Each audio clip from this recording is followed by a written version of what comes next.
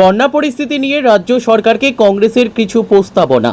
বন্যা পরিস্থিতি নিয়ে মুখ্যমন্ত্রীর ডাকা সর্বদলীয় বৈঠকে প্রদেশ কংগ্রেসের পক্ষ থেকে কিছু প্রস্তাব তুলে ধরা হয়েছে।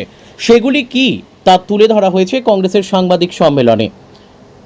রবিবার কংগ্রেস ভবনে আয়োজিত এই সাংবাদিক সম্মেলনে বিধায়ক সুদীপ রায় বর্মন বলেন, আইএমডি এর পক্ষ থেকে রাজ্য সরকারকে এই বিপর্যয় সম্পর্কে আগাম কিছু জানানো হয়েছিল কিনা তা তারা সর্বদলীয় বৈঠকে জানতে চেয়েছেন। যদি রাজ্য সরকারকে জানানো হয়ে থাকে তাহলে কেন সতর্কতামূলক ব্যবস্থা নেওয়া হলো না, এর জন্য কারা দায়ী সেই অনুযায়ী ব্যবস্থা গ্রহণের জন্য বলা হয়েছে। প্রাথমিক ক্ষয়ক্ষতির পরিমাণ দপ্তর ভিত্তিক করার জন্য কংগ্রেসের তরফে প্রস্তাব দেওয়া হয়। ত্রাণ বল্টনে দলবাজি, দুর্নীতি, রাজনীতি যেন না হয় সেই প্রস্তাবও দেওয়া হয়েছে। এদিনের সাংবাদিক সম্মেলনে প্রদেশ কংগ্রেস সভাপতি আশিস কুমার সাহাও ছিলেন। সরকার এখন কি সিদ্ধান্ত নেয় সেদিকেই কংগ্রেসের নজর থাকবে বলে জানান বিধায়ক সুদীপ রায় বর্মন।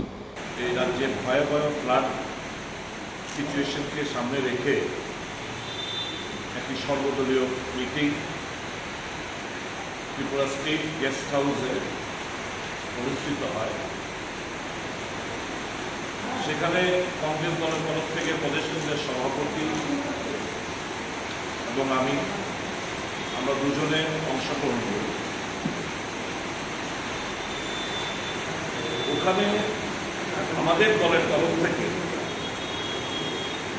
যে কটি প্রস্তাবনা আমরা রাজ্যের মানুষের সামনে তুলে ধরেছি, আমাদের মনে হয়েছে এটা আপনাদের মাধ্যমে রাজ্যবাসীকে ওয়াকিবহাল করাটা আমাদের দায়িত্ব ও কর্তব্যের মধ্যে পড়ে। আমরা প্রথমেই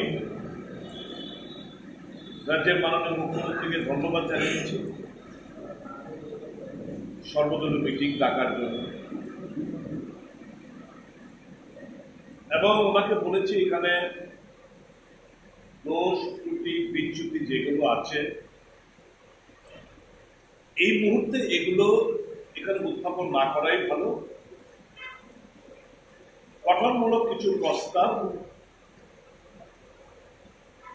আমাদের দলের তরফ থেকে আমরা দিতে পেরেছি। আমি প্রথমেই মুখ্যমন্ত্রী দৃষ্টি আকর্ষণ করে আমি জানার চেষ্টা করেছি দলের তরফ থেকে যে ইন্ডিয়ান মেট্রোলজিক্যাল ডিপার্টমেন্ট আইএমডি রাজ্য সরকারের কাছে এই যে প্রবল বৃষ্টিপাত হবে রাজ্য সরকারকে অ্যালার্ট করেছিল কিনা। যদি অ্যালার্ট করে থাকে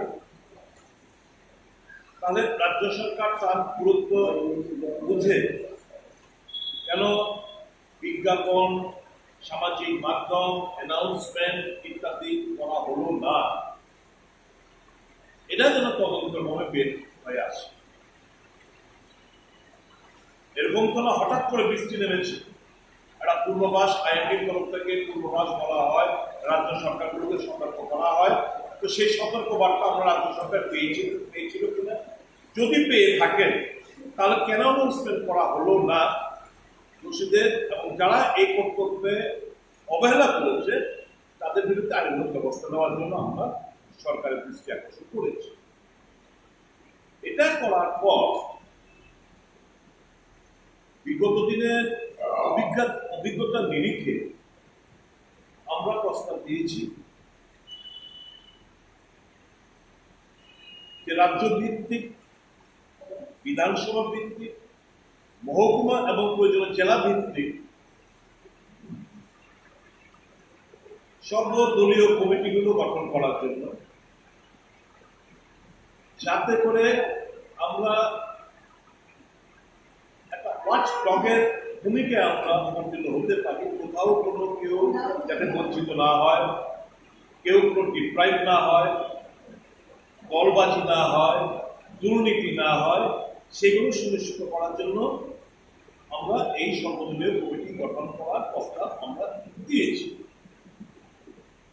2 নম্বর প্রস্তাব আমরা দিয়েছি যে রাজ্য সরকার কি ইতিমধ্যে একটা প্রাথমিক যে ব্যাপক ক্ষয়ক্ষতি ইনফ্রাস্ট্রাকচারের দিকে হয়েছে, মানুষের জীবনে হয়েছে, সেগুলো সম্পর্কে সরকারের কাছে কোনো সঠিক প্রাথমিক একটা সার্ভে করেছেন কি?